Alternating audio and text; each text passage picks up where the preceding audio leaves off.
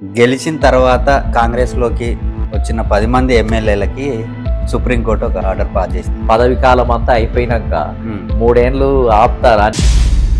గెలిచిన తర్వాత అట్లా రాకూడదు అంటారా ఎమ్మెల్యేలు? స్పీకరు నిర్ణయాన్ని తీసుకోకపోవడం వల్ల చట్టాలుండి కూడా ఏం ఉపయోగం లేకుండా పోయింది.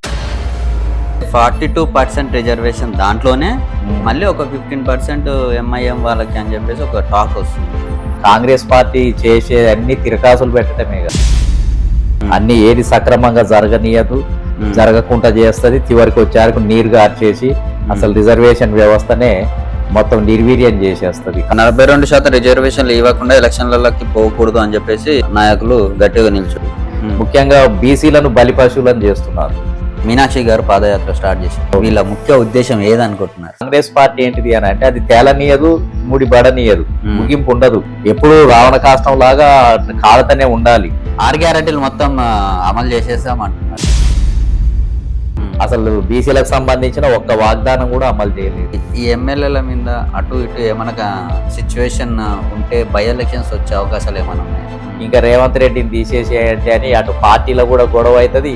రేవంత్ రెడ్డిని మార్చేసి కొత్త సీఎం తేవటానికి కూడా అవకాశం ఉంటుంది. బై ఎలక్షన్లు పెద్ద ప్రమాదకరంగా పొంచి ఉన్నాయి. ఆర్థిక పరిస్థితి ఏమైపోయింది? తెలంగాణలో ఇన్కమ్ రావట్లేదు అంటారా?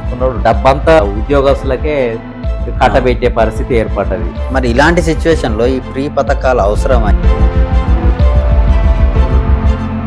ఈ స్థానిక ఎలక్షన్స్ రాబోతున్నాయి. నెక్స్ట్ గ్రౌండ్ లెవెల్లో బీఆర్ఎస్ సైడ్ ఉంది అనుకోవచ్చా, లేదంటే కాంగ్రెస్ సైడ్ ఉంది అనుకోవచ్చా? కాంగ్రెస్ పార్టీ నేను అనుకుంటా స్థానిక ఎన్నికలలో పోవటానికే భయపడుతుంది. ఈ కాళేశ్వరం ప్రాజెక్టు వల్ల రైతులకి ఏమన్నా ఉపయోగం జరగలేదంటారా?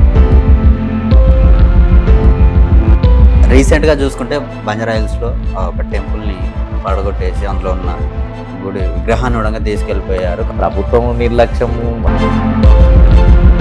ఈ ఆర్ఎస్ఎస్ సిద్ధాంతం ఏంటి అసలు?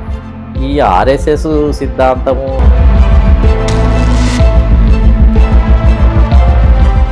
షేర్ చేయండి, లైక్ చేయండి, సబ్స్క్రైబ్ చేయండి. మరిన్ని వీడియోల కోసం బెల్ సింబల్ పై క్లిక్ చేయండి.